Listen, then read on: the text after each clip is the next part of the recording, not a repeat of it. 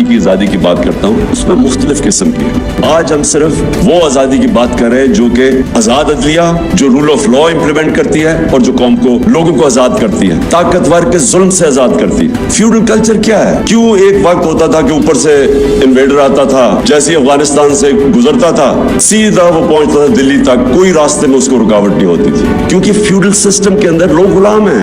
تو ان کو فرق ہی نہیں پڑتا تھا کہ کوئی باہر آئے، کیونکہ جو اوپر آئے یا جائے.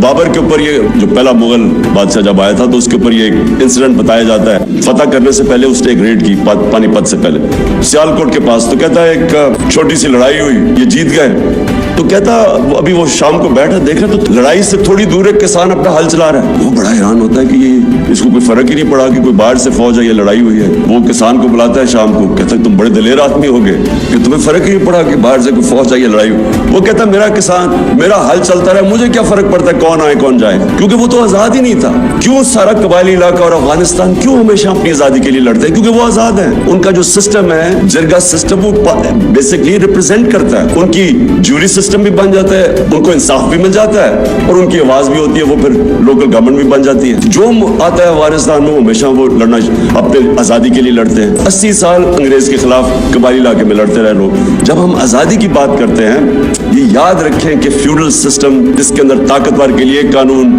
کمزور کے لیے دوسرا، اس کے اندر کبھی اس معاشرے کا پوٹینشیل اوپر نہیں آتا. جو انوویشنز اور انوینشنز ہیں وہ صرف آزاد ذہن کرتا ہے. غلام ذہن صرف اچھا غلام بنتا ہے.